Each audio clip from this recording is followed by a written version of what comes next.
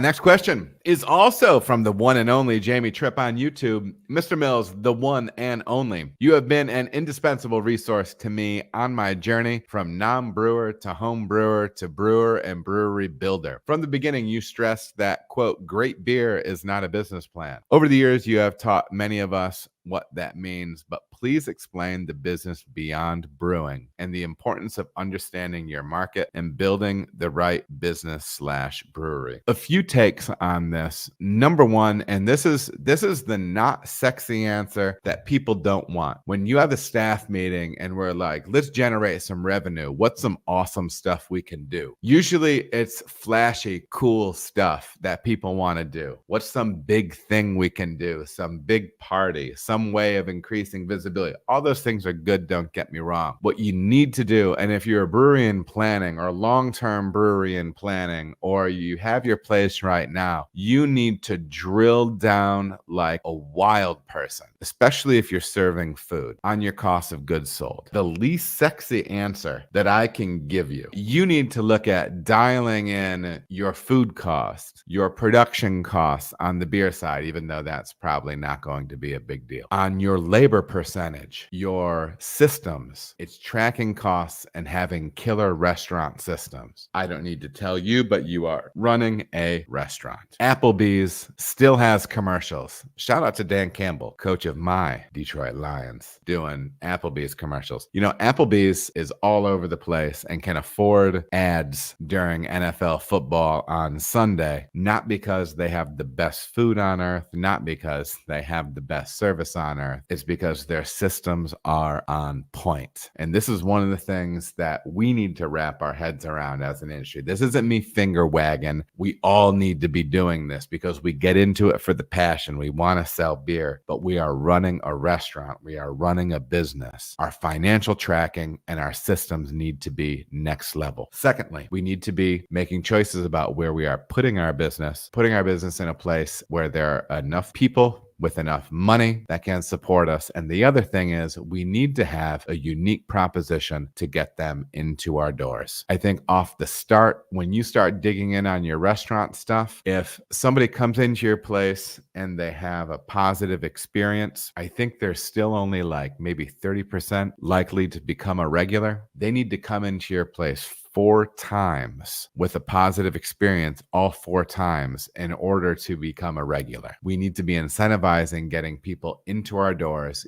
giving them the opportunity to know us, our people, and have those experiences to become a regular. We need regulars. We need to be training service staff in a way that is conducive to generating regulars. To me, it's a nuts and bolts business thing. It is, what can we do differently? What can be the thing that we lean on in our space? One thing that wins almost all the time is really valuing your people and pushing them in personal and professional growth and providing coaching opportunities for how to engage with the public. Because killer interactions with service staff, that's where it's at, man. But those are culture building things. I think you're asking good questions. Jamie Tripp, appreciate the question, man.